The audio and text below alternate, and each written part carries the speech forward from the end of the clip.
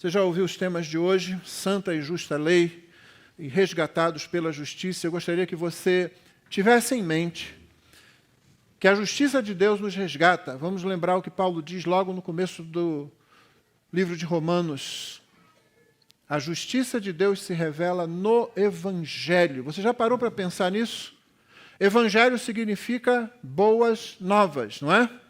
E, no entanto, a justiça de Deus se revela no Evangelho, porque ninguém será salvo sem cumprir toda a justiça de Deus. Ninguém entrará na eternidade bem-aventurada. Todos entrarão na eternidade, mas nem todos na ala da bem-aventurança.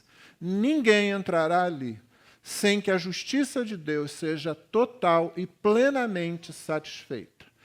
As boas novas são de que o próprio Evangelho, as próprias boas novas, elas revelam a justiça de Deus, acessível àqueles que não podem cumpri-la, que nunca poderiam cumpri-la, que nunca poderiam satisfazê-la, na pessoa do Senhor Jesus Cristo, nosso Salvador. Por isso a gente quer pensar um pouco sobre isso, essa manhã. Só que, irmãos, eu preciso confessar que não tenho condições hoje de tratar o texto que eu propus. O tempo, condições de saúde, cansaço, não me permitiu fazer isso, por isso eu vou trabalhar hoje o verso 7. Vou ler até o verso 14, como foi anunciado no programa que os irmãos receberam, mas vou tratar hoje do versículo 7. E vou manter o foco inicial da minha palavra, uma investigação necessária. Esse é o tema da mensagem de hoje, Romanos 7, de 7 a 14. Mas eu peço a indulgência dos irmãos para trabalhar apenas o primeiro versículo hoje. O Senhor permitindo, o Senhor não voltando antes ou não nos chamando, a gente continua trabalhando o texto até onde der, né? Então vamos ler a palavra de Deus. Romanos 7, de 7 a 14. Você vai notar, se você está com a nossa versão aí, que eu atravessei intencionalmente um dos parágrafos, o terceiro parágrafo nessa segunda parte do capítulo 7. Não se espante com isso. Você já aprendeu, já tem aprendido aqui, que nós consideramos todo o contexto sempre, mas que de vez em quando, para propósitos específicos, você para em determinado ponto, né? Eu considero que a divisão de parágrafos nesse texto é muito boa, do modo como está na nossa Escritura, mas eu quis, e não vou tratar hoje, mas vou tratar, como disse na sequência, permitindo o Senhor, eu quis levar até o versículo 14, porque ele funciona, como você sabe, que alguns textos funcionam nas Escrituras, alguns versos funcionam, como de transição. Ele faz uma boa ponte. Ele é o início de um novo parágrafo, porém, ele é também uma ligação com o que veio anteriormente. Embora não tenha aquela palavra portanto, que deixa tão claro, mas o porquê inicial aí está bem colocado, inclusive na tradução. Então, Romanos 7, de 7 a 14. Que diremos então? Que a lei é pecado? De modo nenhum. Mas eu não teria conhecido o pecado a não ser por meio da lei, porque eu não teria conhecido a cobiça se a lei não tivesse dito não cobice. Mas o pecado, aproveitando a ocasião dada pelo mandamento, despertou em mim todo tipo de cobiça. Porque sem lei o pecado está morto. Houve um tempo em que sem lei eu vivia, mas quando veio o mandamento, o pecado reviveu e eu morri. E verifiquei que o mandamento que me havia sido dado para a vida, esse se tornou o mandamento para a morte. Porque o pecado, aproveitando a ocasião dada pelo mandamento, me enganou e por meio do mandamento me matou. Assim, a lei é santa, o mandamento é santo, justo e bom. Então, aquilo que é bom se tornou morte para mim? De modo nenhum. Pelo contrário, o pecado, para mostrar-se como pecado, por meio de uma coisa boa, causou-me a morte, a fim de que, pelo mandamento, o pecado mostrasse toda a sua força de pecado. Porque bem sabemos que a lei é espiritual, eu, porém, sou carnal, vendido à escravidão do pecado. Essa é a palavra do Senhor. Eu não preciso aqui gastar muito tempo fazendo uma longa introdução com uma bela ilustração para convencer os irmãos do valor de um bom e correto diagnóstico. Todo mundo que já teve que fazer algum exame, todo mundo que já sofreu algum problema de saúde, saiu tremendamente frustrado e muito desanimado quando o médico não conseguiu, por qualquer motivo, dar um diagnóstico correto. Todos nós também sabemos do desastre que é quando o diagnóstico é errado, o tratamento é administrado de acordo com o diagnóstico equivocado, e aí você pode ter consequências terríveis. Eu me lembro que, ainda no início do meu ministério aqui nesta igreja, visitei a filha de uma irmã, membro da igreja. Ela não era membro da igreja, essa moça. Ela já tinha uma filha de mais ou menos uns 6 anos na época, que estava na ala terminal, tratamento de câncer. Durante meses, ela foi tratada para uma doença equivocada, com sintomas na perna. Finalmente veio o diagnóstico correto de um tumor maligno. Não havia mais o que fazer, o estágio já estava muito adiantado. Para que você não fique com essa cara de tristeza aí logo no início da mensagem, e eu perca você, eu me lembro que aquela jovem, eu fui visitá-la para rever o Evangelho com ela, naturalmente. O que você vai dizer para uma pessoa que não é membro de uma igreja, que não confessa Jesus abertamente? Você não sabe a condição daquela pessoa. Se você está aqui nessa manhã e você frequenta uma igreja várias vezes, mas você não é membro de uma igreja, você não está ligado a uma igreja, sob a disciplina, sob a autoridade, sob o ensino daquela igreja, então a nossa incerteza e a sua incerteza com relação à salvação será grande. Então eu fui lá para reaviver o Evangelho no coração daquela jovem. Mas aquela situação pela qual ela passou, Deus já tinha usado, com o conhecimento que ela tinha do Evangelho, ela tinha estado em nossa igreja várias vezes, para falar ao coração dela, para chamá-la para si. Eu me lembro que o grande testemunho dela foi: pastor, eu sei que Deus pode me curar e me tirar daqui. Mas se Ele não fizer isso, eu sei para onde eu estou indo. O que eu peço a Ele é que Ele cuide da minha filha, que vai ficar aí sozinha. Esse é um bom testemunho, não é? Triste, mas bom. Então vai ser bom reencontrá-la na glória, não é? O Senhor Jesus faz essa coisa. Isso, essa cara que você fez agora é melhor do que a anterior. Viu? O verso 7 começa assim: que diremos então que a lei é pecado? E Paulo, mais uma vez, como ele já fez várias vezes aqui na carta aos Romanos, ele diz: de modo nenhum. E essa é uma expressão que Paulo usa, que é veemente. Ele está realmente dizendo isso, mas de jeito maneira. Se ele fosse carioca, não é? De forma alguma, não pense nem por um minuto nessa possibilidade de que a lei possa ser confundida com o pecado, ou de que ela possa dar origem ao pecado, ou de que ela possa fomentar o pecado em nós. É por isso que eu não quis tratar sem o devido preparo o restante do capítulo. Você viu como é que Paulo foi, não é? É aquilo que eu tenho chamado de uma enxurrada, quando Paulo vai falando e colocando as coisas assim, e você realmente tende a pensar que Pedro é que estava com a razão, não é? Eu falo, que repetições são essas aqui? E, afinal de contas, que negócio é esse? A lei reviveu o pecado me enganou, eu morri. Que personificação é essa do pecado? Paulo está usando um estilo de ensino que não era incomum na sua época e que, infelizmente, se perdeu em muito. Mas, evidentemente, para nós é preciso que a gente investigue com mais vagar toda essa cachoeira de verdades bíblicas que têm a finalidade de esclarecer e não de confundir. Pode ter certeza disso. Paulo não é o Chacrinha. Você se lembra do Chacrinha? Eu vim para confundir e não para explicar. Esse cara era um dos maiores comunicadores que o Brasil já teve, justamente pela capacidade de chamar a atenção com frases invertidas, né? Mas Paulo não queria fazer isso. Se você ouviu alguma coisa da Conferência da FEL esse ano, você viu que Paulo não fez questão de não usar nenhum artifício de retórica na pregação do Evangelho. Se você não viu, assine o Fiel Digital e Irmão, nós acabamos ficando com uma imagem ruim da lei. Dá a impressão de que há algum problema com a lei. Nós falamos sobre legalismo como se o problema fosse da lei de Deus. Nós falamos sobre legalismo porque é preciso falar sobre legalismo na igreja. Porque senão a igreja acaba se tornando um grupo de religiosos. Somente isso.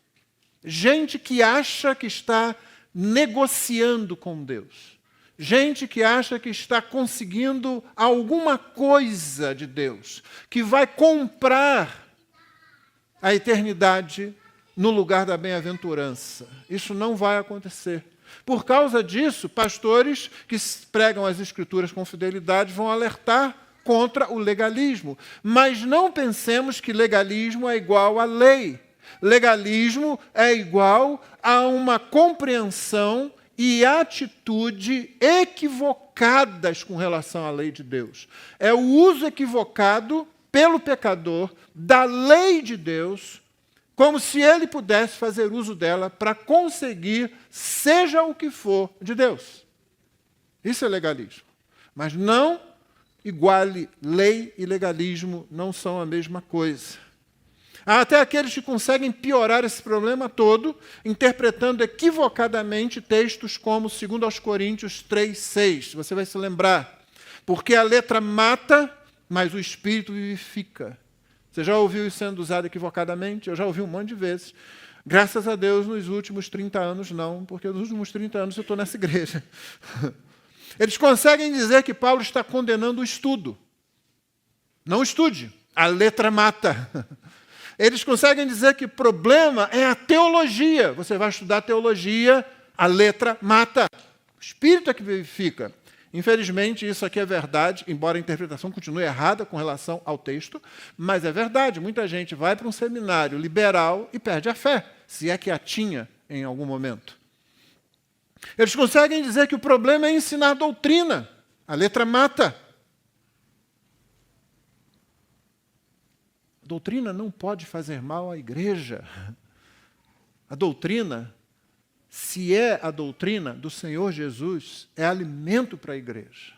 Se for doutrina ou ensino de homens, aí realmente ela fará mal. Paulo não está desprezando a lei. Ele nunca poderia fazer isso.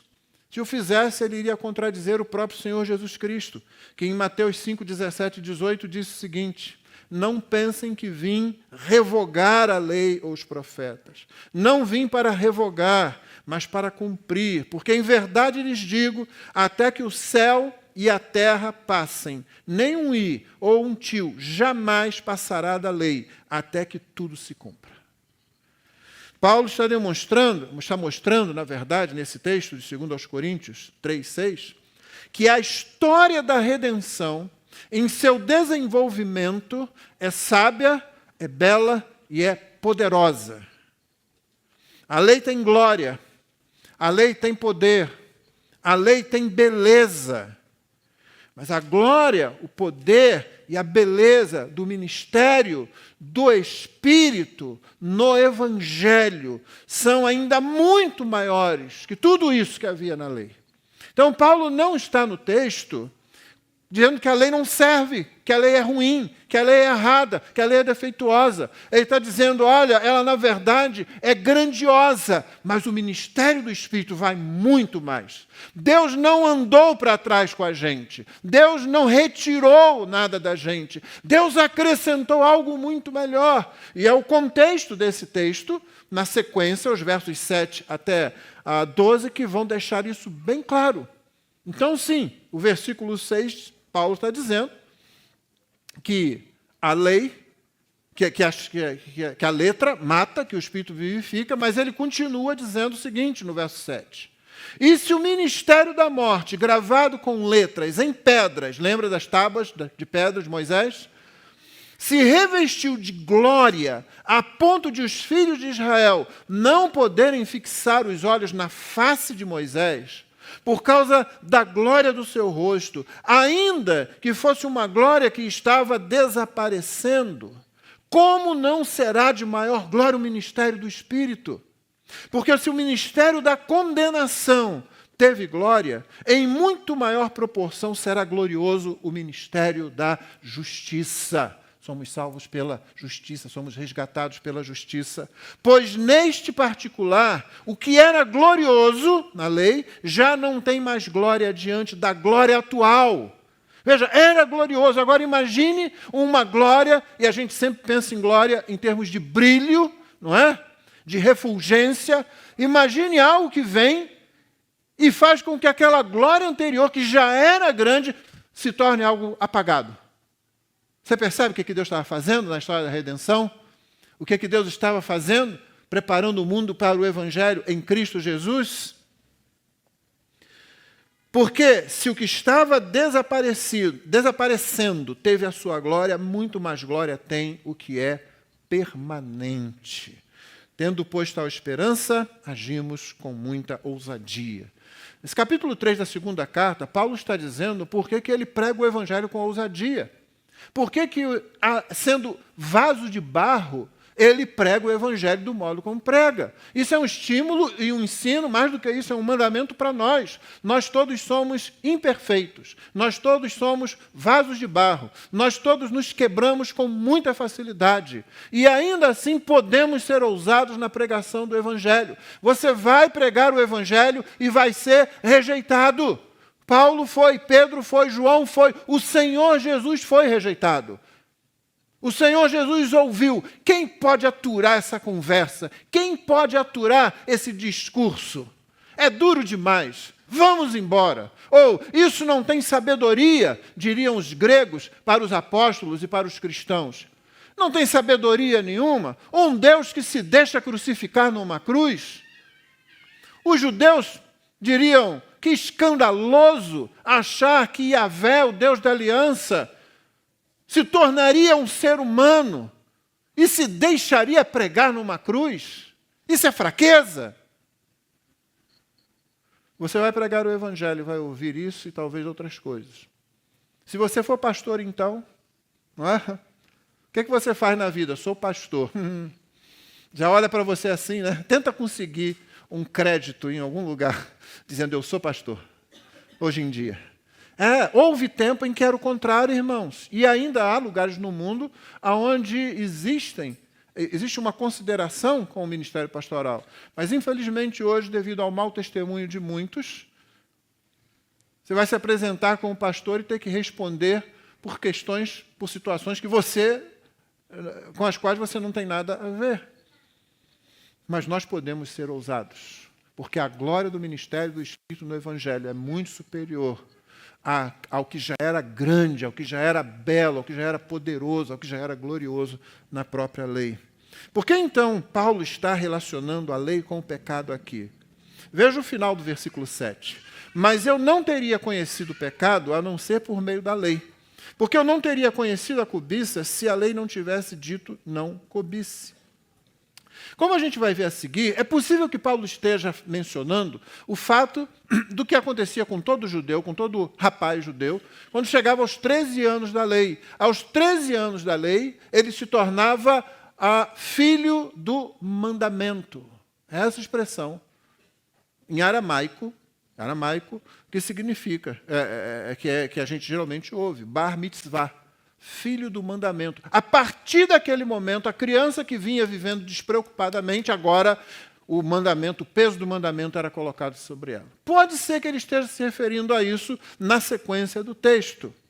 Mas não é somente a limitação do alcance do que Paulo está dizendo aqui. Eu não teria conhecido o pecado a não ser por meio da lei, porque eu não teria conhecido a cobiça se a lei não tivesse dito não cobice. Quando eu comecei a pastorear aqui, um jovem que eu conhecia já de algum tempo veio para se tornar membro da igreja. E veio ele e sua namorada. E numa conversa, eu fiquei sabendo que eles mantinham relações sexuais. Por quê? A tese dele é, não há nenhum versículo proibindo isso. Não há nenhum versículo. Não há nenhum versículo dizendo, não faça sexo com sua namorada. E sim, não há nenhum versículo assim. Também não há nenhum versículo dizendo existe uma trindade. Isso é o que a gente chama de biblicismo, não é uma coisa boa. quando você ouvir essa palavra, ela tem uma referência negativa, não é boa, não. Tá? É esse tipo de pessoa. Me mostra um versículo onde. Aí você já sabe que essa pessoa está completamente perdida. Primeiro, porque a Bíblia não foi escrita em divisões de capítulo e versículo, como você sabe. E segundo, porque como foi dito hoje aqui, que coincidência, né? Como foi dito hoje aqui na nossa confissão de fé, nem todas as coisas estão igualmente claras, da mesma forma, não é isso? Mas todas são necessariamente retiradas como ensino da Escritura, mesmo que você não encontre a palavrinha lá. Não gaste muito tempo na internet. Não tem. Mas tem vários princípios. E no que toca aquele jovem, ele esqueceu Êxodo 22:16, por exemplo, que diz assim: se alguém seduzir uma virgem que ainda não foi prometida em casamento, ele não forçou, ele não violentou, ela não está ligada a nenhum homem, mas se o casal lá resolveu a sedução masculina, e talvez a sedução masculina às vezes é muito mais fruto da sedução feminina, não é? Se alguém seduzir uma virgem que ainda não foi prometida em casamento e tiver relações com ela, pagará o seu dote e a tomará por mulher. Isso quer dizer o quê? Que espera-se que o sexo, criado por Deus, ocorra apenas e somente dentro do contexto do casamento. Mas aquele jovem também esqueceu 1 Coríntios 7, 8 e 9. E aos solteiros e às viúvas digo que lhes seria bom se permanecessem no estado em que também eu vivo. Paulo sozinho podia se dedicar muito ao seu ministério. Verso 9. Mas se não conseguem se dominar, que se casem, porque é melhor casar do que arder em desejos. Paulo não está dizendo que é melhor no sentido de que você tem que satisfazer os desejos. Ele está dizendo que é errado fazer de outro jeito. É errado você viver solteiro se você não recebeu o dom do celibato de Deus e vai ficar aí sujeito a uma série de tentações e riscos. Portanto, se você não recebeu esse dom de Deus, e a maioria de nós não vai receber isso mesmo, case-se. Paulo não disse, satisfaça o seu desejo e continue solteiro. Ele disse, case-se. Essa é a ordem das Escrituras. A lei deixa claro o que é pecado. Depois de conversar um pouco, mais ao final da conversa, aquele jovem falou para mim, eu nunca tinha pensado assim. Ninguém nunca me ensinou isso. Para cá entre nós, eu desconfio que não era verdade. Acho muito difícil ter uma família que estava na igreja já desde pequenininho, nunca ter ouvido algum ensino da Escritura nessa direção. Eu até gostaria, de posar de legal, tá vendo? Eu que salvei a alma do rapaz, olha só. Não, eu duvido. É porque o pecado, diante da lei, ele se sente ofendido. E é isso que Paulo vai dizer. Ele se sente agredido por Deus. Desde o Éden, essa é a nossa situação. A lei vem, e não é somente aquele negócio de que o que é proibido é mais gostoso. Se você quiser botar essa cor aí, e alguns intérpretes colocam, você pode fazer, talvez tenha um pouquinho disso. Mas não, o que a lei faz é que quando ela vem, ela mostra realmente quem nós somos.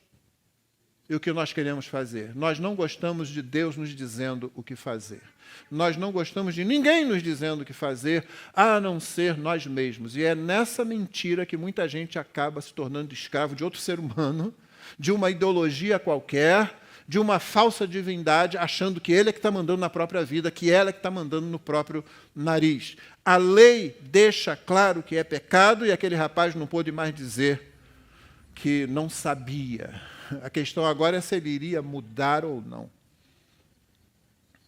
Além disso, notem que o ensino do apóstolo em 1 Coríntios 7, esse texto que eu li sobre casar-se ao invés de abrasar-se, de arder em desejos, ele é feito sobre a lei, em acordo com ela, não contra ela. Paulo não disse, olha, antigamente, se vocês ultrapassassem o sinal, vocês tinham que casar, não precisa fazer isso. Cristo nos deu liberdade e a gente não precisa. Não, em cima da lei, do texto que nós lemos, lá de Êxodo, Paulo constrói o seu ensino a respeito do que ele espera que solteiros e viúvas façam. Se não tem mais de 60 anos e é viúva, case-se. Esse é o ensino lá, nas pastorais. A viuvez levava a mulher para dentro de uma situação dentro da igreja, no primeiro século. Não havia suporte para nenhuma mulher viúva, a não ser que ela tivesse família. A igreja começou a cuidar dessas mulheres, mas daquelas que realmente eram viúvas. Paulo usa essa expressão escrevendo a Timóteo, justamente porque algumas ficavam viúvas muito cedo e queriam já se enquadrar, entendeu? Eu quero ser sustentado pela igreja. Paulo deixou bem claro lá o seguinte, olha, se tem filhos, então os filhos devem sustentar a sua mãe. Se ela não tem, a igreja, então, deve cuidar dela. Se ela é nova, case-se. Para de andar ficando de casa em casa falando que não deve. É isso que Paulo diz, não sou eu não, tá? Eu concordo com ele, mas não fui eu que escrevi isso, não. Brigue com ele depois. Tá? Eu deveria dizer isso que o Espírito diz. Case-se. Então, Paulo construiu o seu ensino em cima do ensino de Êxodo, do ensino da lei. De fato, Paulo já tinha ensinado que é pela lei que vem o pleno conhecimento do pecado. Aqui em Romanos 3, versos 19 e 20, ele tinha escrito, ora, sabemos que tudo que a lei diz é dito aos que vivem sob a lei, para que toda a boca se cale e todo mundo seja culpável diante de Deus. Porque ninguém será justificado diante de Deus por obras da lei, pois pela lei vem o pleno conhecimento do pecado. É verdade, irmãos, que a consciência humana acusa os homens com relação ao seu estado pecaminoso, acusa os seres humanos com relação aos seus atos pecaminosos. Por exemplo, ainda em Romanos, acompanhe a leitura do capítulo 1, 18 a 23. Ouça com atenção. A ira de Deus se revela do céu contra toda a impiedade e injustiça dos seres humanos, que por meio da sua injustiça suprimem a verdade. Pois o que se pode conhecer a respeito de Deus é manifesto entre eles, porque Deus lhes manifestou. Todo ser humano recebe a manifestação do conhecimento de Deus em algum grau. E Paulo esclarece isso. Porque os atributos invisíveis de Deus, isto é, o seu eterno poder, a sua divindade e a sua divindade, claramente se reconhecem desde a criação do mundo, sendo percebidos por meio das coisas que Deus fez. Por isso os seres humanos são indesculpáveis, porque tendo conhecimento de Deus, não o glorificam como Deus, nem lhe deram graças. Pelo contrário, se tornaram nulos em seus próprios raciocínios e o coração insensato deles se obscureceu, dizendo que eram sábios, se tornaram tolos.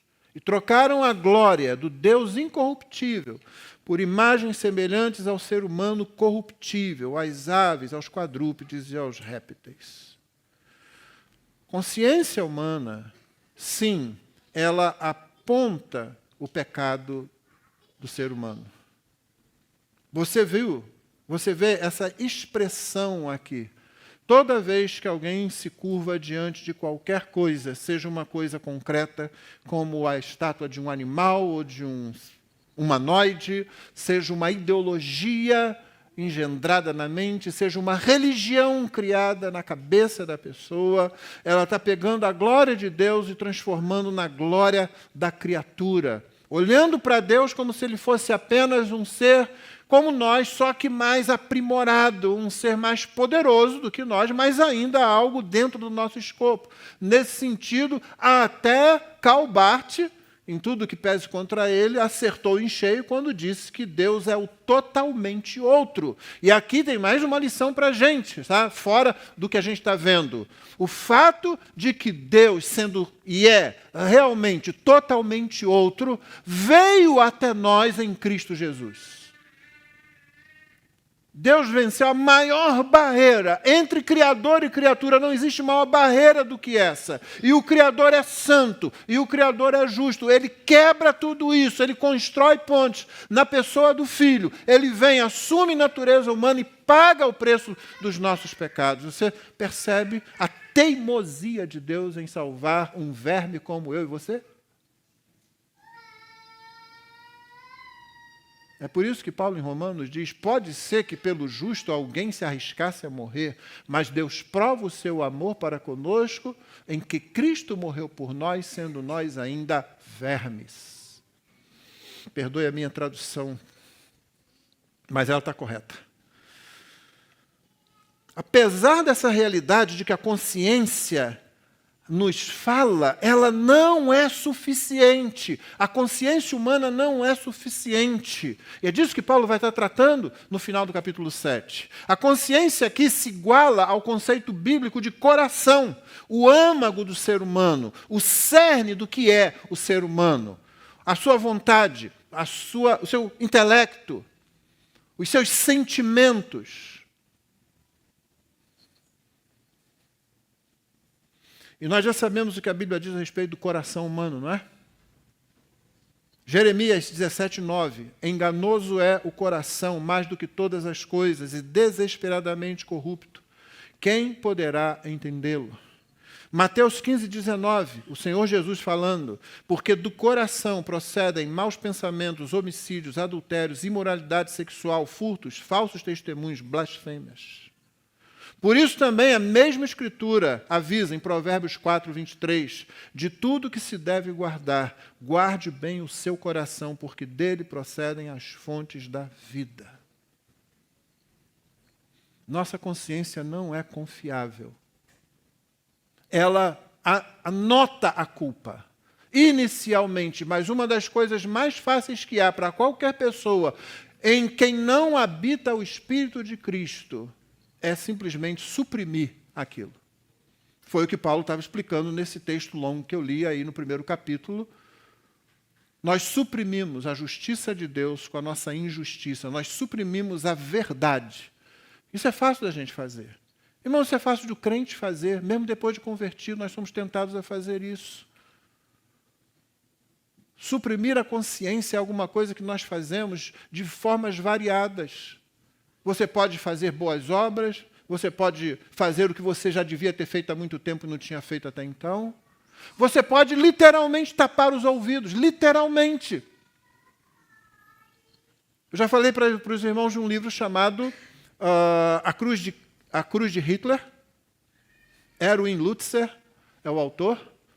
E ele conta que na Alemanha nazista, enquanto o nazismo progredia, igrejas simplesmente se calaram diante de tudo que elas estavam vendo acontecer com os judeus, como muita gente faz até hoje. E uma igreja em particular que ele cita é aquela que ficava perto da margem, às margens de uma linha férrea, onde passava um trem, levando os judeus para serem mortos num campo de extermínio. Aquele trem não era o trem-bala que você costuma ver lá no Japão ou na Europa. Era um trem lento, é um trem que passa levando pessoas que vão gemendo, pessoas que estão chorando, pessoas que estão já com dores, algumas não chegarão vivas nem lá no campo de extermínio. Elas estarão morrendo, gritando. E o que essa igreja fazia? Acontecia de um trem passar no horário do culto dessa igreja. Eles programavam o momento de louvor justamente para aquele momento. Então, o trem passando e louvando em alta voz, para não ouvir. É fácil para nós calarmos a nossa consciência. Calar a nossa consciência. Muito fácil. Fazemos isso com muita facilidade. A consciência não é confiável. E aqui, porque lembra, o nosso tema é um diagnóstico necessário, ou uma investigação necessária, não é? Aqui, o texto de 1 João 3, 19 a 21 é particularmente interessante no que diz respeito a esse assunto. Eu tenho certeza que você vai se lembrar desses versículos. Pois se o nosso coração nos acusar, é o verso 20 que eu estou lendo, pois se o nosso coração nos acusar, Deus é maior do que o nosso coração e conhece todas as coisas. Amados, se o coração não nos acusar, temos confiança diante de Deus. O que João está dizendo aqui? O ensino desse texto não é de que a consciência, o coração, justifica o que você faz a partir de como você se sente. Lembra, coração na Bíblia não é o coração como a nossa cultura. Então não está dizendo aqui que se você se sente bem, né, está tudo certo. Siga o seu coração. Você está em paz com você mesmo? Está em paz com você mesma? Então, aquilo é certo. Vá em frente, faça. Não, não é esse o ensino. Na verdade, João não está tratando disso aqui. Para entender corretamente esse texto de 1 João, nós precisamos justamente deixar de fora essa ideia geral.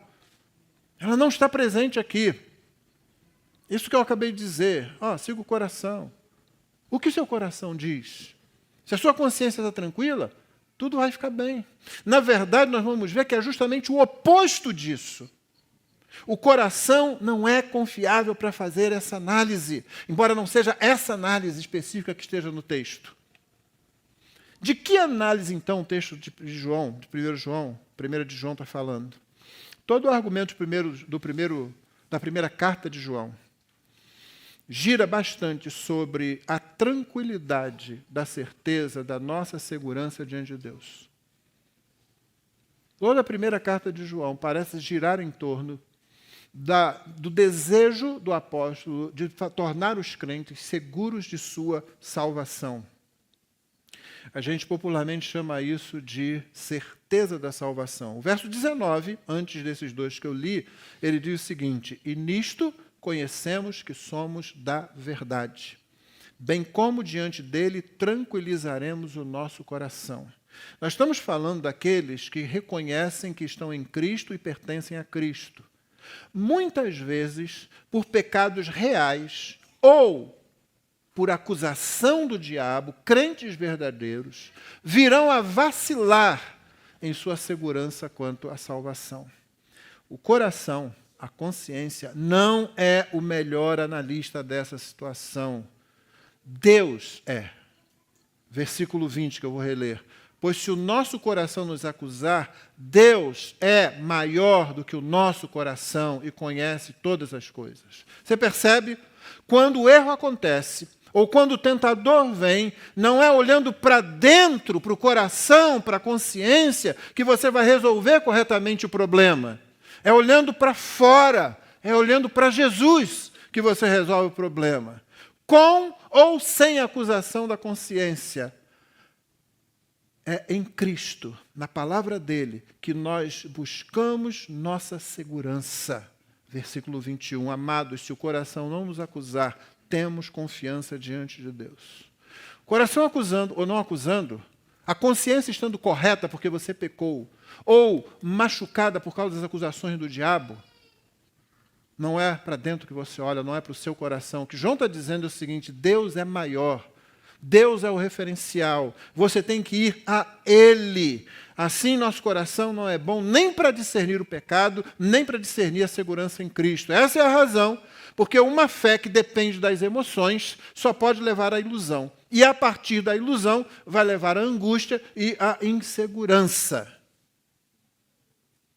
Você entendeu isso? Você que de vez em quando fica aí desanimado para vir à igreja porque descobriu de novo, pela enésima vez, que é pecador, porque o diabo jogou isso diante de você. Você que não sabe se hoje faz oração porque você não acordou com pressa, saiu correndo, nem orou ao Senhor e veio correndo para o culto. Você que está se achando menos perto de Deus hoje, como se essa distância dependesse de você e não da obra que Cristo fez. Você está olhando para a consciência, você está olhando para o coração. A lei é necessária para mostrar o nosso pecado, porque nossa consciência não é confiável. Nem para mostrar o nosso pecado, nem para mostrar a nossa segurança. Nós dependemos da palavra de Deus, da palavra de Cristo, de quem Cristo é, do que Cristo fez, do que Cristo disse, do que Ele fez registrar nessa palavra. Essa palavra é confiável. Portanto, não busque segurança dentro de si, nos sentimentos. Você também pode estar em pecado e achando maravilhoso louvar com a gente aqui. Eu já disse nessa igreja mais de uma vez, embora faça muito tempo que eu não repito isso. Um dos melhores lugares para você fugir de se arrepender do seu pecado é um momento de louvor dentro da igreja. A emoção, não, no final das contas, eu estou como os demais irmãos. Sabe a quem que você está respondendo quando fala isso? Ao diabo, ao acusador. Porque somente ele é que vem com esse argumento para você. Olha, você não é igual aos outros não, viu? Ninguém está pecando como você. Ninguém está fazendo aquilo que você está fazendo altas horas da noite, quando ninguém está vendo o que você está fazendo no computador. Ninguém está lendo esses pensamentos, esses sentimentos que estão no seu coração. Você não é melhor do que eles. Aí você vai responder ao diabo. Ao invés de ouvir o que a palavra diz, você acabou de ouvir o apóstolo escrevendo as palavras do Espírito quando ele disse: cale-se diante de Deus toda a boca. Todos são culpáveis. Ninguém é indesculpável. E em outro texto, Deus encerrou todos debaixo do pecado para poder usar de misericórdia com todos. Você viu? A quem que você vai responder?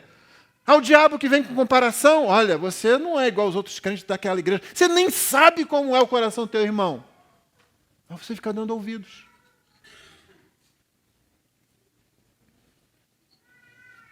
É por isso que é boa aquela frase do Dr. Heber Campos, né? Deus ama o que não presta. Se a gente tiver isso na cabeça, quando o diabo vier, a gente vai dizer para ele: você tem razão. Não, cara, eu sou pior do que isso que você está dizendo. Deus sabe como eu sou pior. Mas Jesus Cristo resolveu essa situação, como a gente já vai ver. Coração não é bom. Fé dependente de emoções leva você ao desespero, à insegurança. Nós ainda vamos olhar melhor para a argumentação de Paulo quanto ao estado do coração humano em relação ao pecado.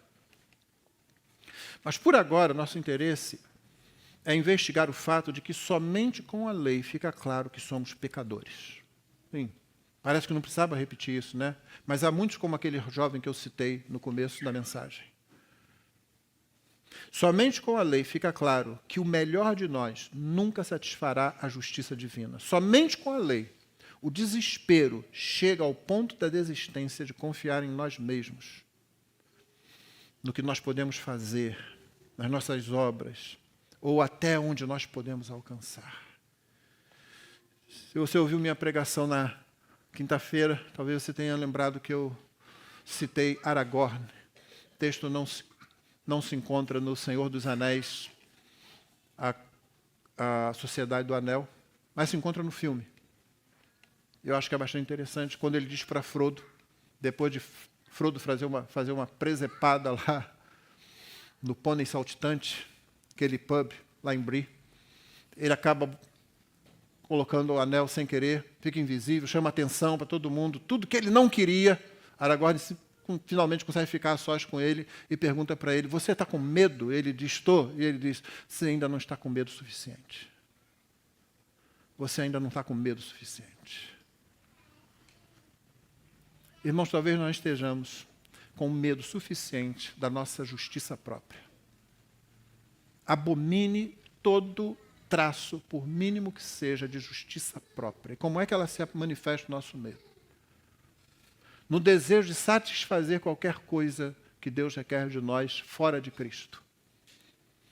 E isso é sutil, porque geralmente se revela assim: eu preciso ler mais a Bíblia, eu preciso estar mais na igreja, eu preciso orar mais. Qual dessas afirmações é mentirosa, irmãos? Nenhuma delas. Por isso que é sutil e é confuso. Porque quando nós fazemos isso como resposta amorosa a Deus, nós estamos na graça no Evangelho.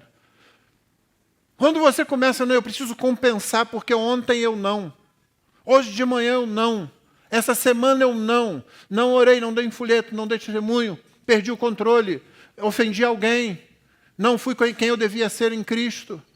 Toda vez que você tenta essa compensação, você voltou para a justiça própria. Por que você acha que nós temos um tempo muito curto, é verdade, mas importantíssimo dentro da liturgia da igreja, que é o tempo de confissão de pecados? Que é isso que você faz quando você peca. Você não tenta compensar o que Cristo já pagou totalmente. Você volta à cruz. Você volta aos pés da cruz de Cristo. Você volta ao lugar onde o fardo caiu das suas costas. Você volta ao lugar onde toda a culpa foi removida. É lá que você volta. Senão você vai para a justiça própria de novo. A nossa consagração pessoal, a nossa consagração individual nunca alçará voo, nunca vai crescer, nunca vai se aprofundar, a menos que nós desistamos completamente de tentar agradar a Deus a partir de nós mesmos. Vindo ontem de São José dos Campos para cá, algo que nos atrasou consideravelmente foram os romeiros indo para Aparecida. E que multidão! Quando nós fomos para São Paulo, na semana anterior, já havia gente lá caminhando. Ontem havia muita gente. Deixa eu dizer para você que eu não duvido, que eu não considero, na verdade, eu não questiono os sentimentos, os pensamentos dos corações daquelas pessoas. Mas, meu irmão, nenhuma religiosidade, por melhor que seja, por mais autêntica que seja, nenhum sentimento de devoção, meu ou seu, ou de qualquer um daqueles que estavam na estrada ontem, nenhuma aplicação, nenhum sacrifício, nada disso vai satisfazer a justiça de Deus. Nada, absolutamente nada. Em algumas vezes, nós podemos nos assemelhar àquelas pessoas que estão erradas. Eu falava para o meu genro, explicando para ele, vendo aquela situação que não é comum ver no Canadá, eu estava explicando para ele, né, Cristo já fez tudo o que eu disse. Cristo fez tudo, não há nada para fazer. Não é necessário mais fazer nada. Na verdade, quando você encontra Cristo, você louva. Você louva o Senhor. Há sacrifício na vida cristã, mas não para alcançar qualquer coisa. Há sacrifício porque Ele se deu por mim e o amor dEle me constrange. Por causa disso, eu disponho a minha vida para servi-lo. O princípio, a própria base da consagração individual está no fato de que eu descanso na obra perfeita de Cristo. Então eu estou livre para me sacrificar por Ele, dando a minha vida, o meu tempo, o meu dinheiro, minha força, meu pensamento para Cristo Jesus. João Calvino constatou 3 usos da lei para o cristão. Aqui nos interessa o segundo uso, o uso pedagógico ou teológico da lei. A lei revela o pecado e conduz a Cristo. Ela revela o pecado e conduz a Cristo. É assim que você se torna cristão. A lei serve para isso. Quando os sacerdotes eram consagrados, para eu juntar o tema da consagração com o tema da lei e dessa investigação necessária, quando os sacerdotes no Antigo Testamento eram consagrados, tem um momento no ritual longo, demorado, zeloso, minucioso. Olha quanta coisa Cristo baniu com sua morte na cruz. Quanta coisa Cristo tirou quando Ele disse, está consumado. Quando Ele completou dizendo, nas tuas mãos entrego o meu espírito. Entre as muitas coisas, eu vou ler só três versículos, naquele ritual estendido de consagração do sumo sacerdote e dos seus filhos, os sacerdotes, no caso Arão e seus filhos. Êxodo 29 relata o seguinte, depois, retire do carneiro a gordura. Você sabe que eu estou pegando o texto já, né, o bonde andando, como a gente dizia, né? Então, não se espante. Que carneiro é esse e tal? Não fica desesperado, não. Vai lá e lê Êxodo 29 depois. Nos interessa essa parte aqui.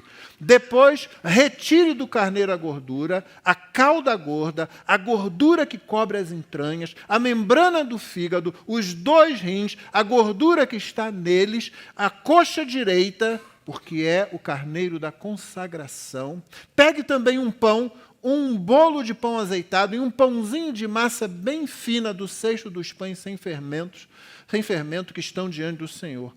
Ponha todas estas coisas nas mãos de Arão e dos filhos dele, e movendo-as para frente e para trás, ofereça-as como ofertas movidas diante do Senhor. Você percebeu o significado? Arão e seus filhos não poderiam estar com aquelas coisas, receber aquelas coisas de Moisés no ato da consagração, se as mãos não estivessem vazias. Eles teriam que estar com as mãos vazias ali. Oferecemos mãos vazias quando desistimos de toda a justiça própria, quando não permitimos que isso fique retornando à nossa vida. Oferecemos mãos vazias. 3 considerações.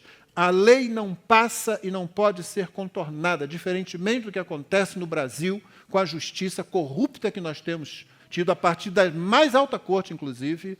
A lei de Deus não passa, não pode ser contornada, não segue ideologias, não pode ser comprada. A lei não passa. Segundo, a lei não pode ser cumprida por nós. A lei não passa, ela é eterna e não pode ser cumprida por mim e por você. Terceira consideração, ou dependemos de outra pessoa, ou estamos irremediavelmente perdidos. Cristo veio para cumprir a lei, não para ele mesmo, ele não precisava, mas para nós. Gálatas 3, de 10 a 13. Pois todos os que são das obras da lei, aqueles que estão tentando se justificar diante de Deus, fazendo, seja a lei de Deus, 10 mandamentos, seja qualquer lei religiosa, seja qualquer lei da consciência, em que nós julguemos que vamos adquirir, que vamos conseguir alguma coisa com Deus, todos os que são das obras da lei estão debaixo de maldição, porque está escrito, maldito todo aquele que não permanece em todas as coisas escritas no livro da lei para praticá-las. E é evidente, continua Paulo, que pela lei ninguém é justificado diante de Deus, porque o justo viverá pela fé. Ele cita Abacuque. Ora, a lei não procede de fé. Ela não tem a ver, não tem ligação com a fé. Mas, abre aspas, aquele que observar os seus preceitos, por eles viverá. Você tem duas escolhas. Você pode crer em alguém que resolve isso, ou você pode cumprir a lei, cada detalhe, cada milímetro, cada coisa. Cristo, ele termina esse parágrafo, essa parte, Cristo nos resgatou da maldição da lei, viu? Maldito, ele tinha dito, maldito quem não permanecer, quem não cumprir todos os detalhes dessa lei. Somos nós. Cristo nos resgatou dessa maldição da lei, fazendo-se Ele próprio maldição em nosso lugar. Como é que Cristo se faz maldição em nosso lugar? Como é que Ele chama a maldição já sobre nós para Ele e se torna Ele maldito em nosso lugar? Cristo nos resgatou da maldição da lei, fazendo-se Ele próprio maldição em nosso lugar, porque está escrito, maldito todo aquele que for pendurado em madeiro. Por isso Paulo pode escrever em Romanos 10:4, porque o fim da lei é Cristo, para a justiça de todo aquele que crê. Cristo é o fim da lei, no sentido de que nele a lei é totalmente cumprida a favor de todos os que colocam nele a sua confiança, todos os que creem. É você que crê nele?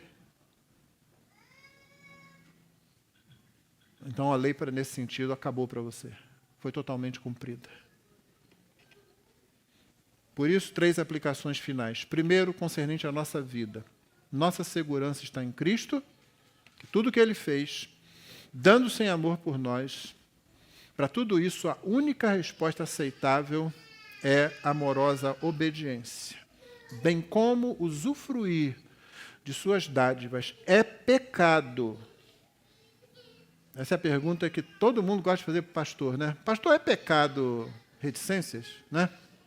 Então deixa eu dizer uma para você, é pecado não usufruir das dádivas recebidas em Cristo, pois essa atitude despreza o que Deus fez em Cristo por nós e para nós. Quando você não usufrui as coisas que Deus te deu em Cristo, você está trocando por alguma coisa, desprezando a obra de Cristo, você está pecando. Segunda aplicação, o juízo. A lei não passa. Todos comparecerão diante de Deus. É preciso reafirmar essa doutrina, irmãos, já que a humanidade tende a achar que um suposto desenvolvimento humano, nós estamos tão desenvolvidos, né? Alcançamos tantas coisas, não é mais ambiente para esse tipo de conceito. Não dá. Pleno século XXI, você vem falar de dia do juízo. Olha onde nós estamos. Olha onde nós estamos, mas olha para o mundo todo. Né? Não olha só para uma partezinha, não.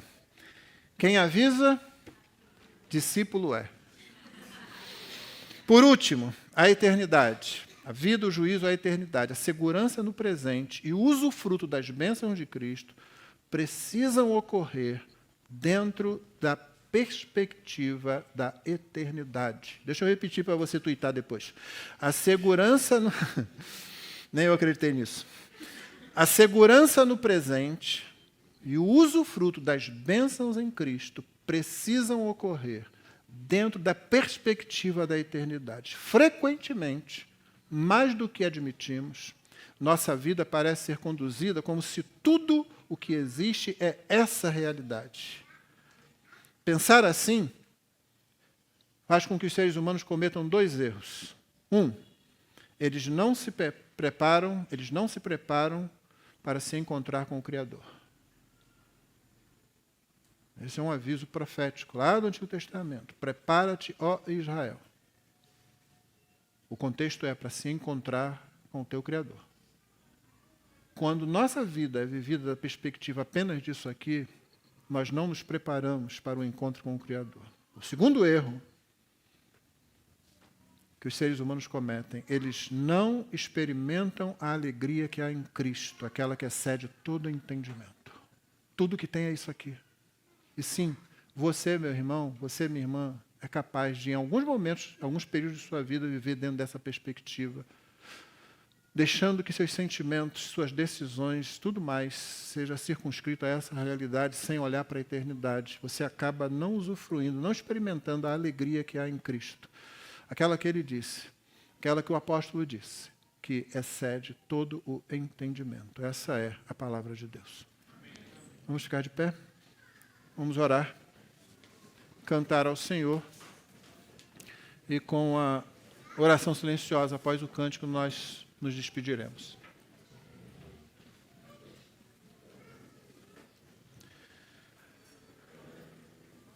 Os músicos podem vir, por favor. Enquanto isso, eu lembro aos irmãos que, que hoje à noite teremos aqui o pastor Pascoal Mapache. Eu acho que você vai ser abençoado ouvindo e perguntando a ele. Aproveite para perguntar. Há alguns irmãos aqui que estão com muita vontade de participar de uma conferência da Fiel lá em África. Então, quem sabe você possa ficar ainda mais encorajado conversando com o nosso irmão.